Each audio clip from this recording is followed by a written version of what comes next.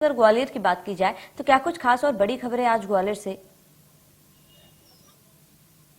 देखिए, सबसे पहले तो मैं आपको बता दूं कि ग्वालियर में आज जो करोड़ों रुपए का विकास कार्यों का जो भूमि पूजन और शिलान्यास कार्यक्रम है, वो प्रदेश के ऊर्जा मंत्री की विधानसभा क्षेत्र में आज 11 बजे से किया जाएगा। यहाँ पे करोड़ों की जो सौगात है आज उनके वहाँ के जो क्षेत्र के लोग हैं उनको आज मिलने वाली है। इसके अलावा बात की जाए तो नगर निगम में एमआईसी की बैठक आज रखी गई है।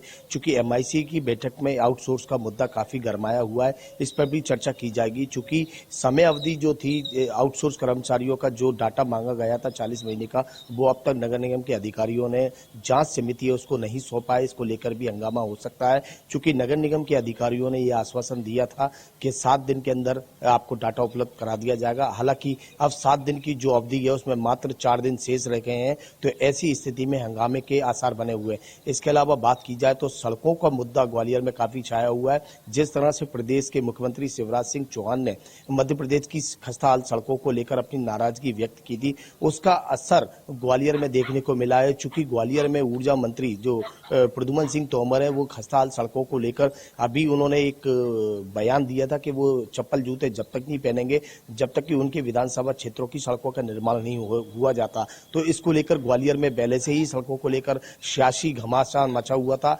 अब सीएम शिवराज सिंह चौहान के जिस तरह से बयान आया है सड़कों को लेकर, तो अधिकारियों में हड़कंप मच गया है। अगर कल की बात की जाए तो कल आनंद फानन में चूंकि अवकाश का दिन था, स्थानीय अवकाश ग्वालियर में था, लेकिन उसके बावजूद भी अधिकारी अपने घरों से निकले थे और जो निर्माणाधीन सड़कें हैं उनका निरीक्षण किया था।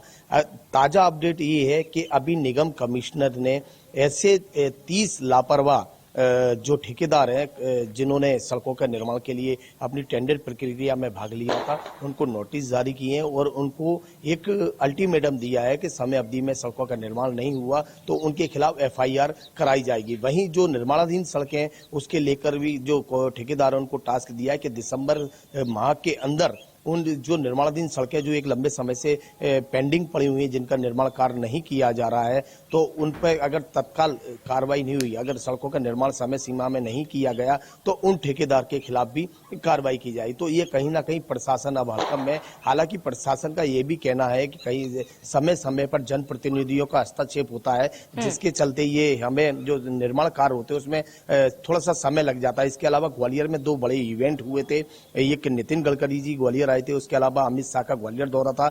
इस पूरे 2 बड़े इवेंट के में निगम का जो अमला था वो पूरा उलझा हुआ था, जिसके चलते सड़कों का निर्माण में देरी हुई है। तो फिलहाल अब ये कहा जा सकता है कि जिस तरह से सीएम शिवराज सिंह की नाराजगी है उसका असर ग्वालियर में दिख रहा है। हालांकि मॉनिटरिंग के लिए ऊर्जा मंत्री खुद ग्वालियर में मौजूद है और लगातार वो जब भी ग्वालियर आते हैं तो ग्वालियर आते ही चाहे वो सुबह के 5 हो या 4 बज रहे हो, वो सीधे निर्माणाधीन सड़कों पर जहां विकास कार्य चल रहे हैं वहां जाकर देखने पहुंच जाते हैं। तो अधिकारियों में पहले से ही दबाव था, अब दबाव इसलिए चूंकि मुखिया हैं उन्होंने ही अपनी नाराजगी व्यक्त कर दी है। जी शामिल। हाँ बिल्कुल संतोष, तमाम जानकारी के लिए बने रहे हमारे साथ, लौटूंगे आपके पास।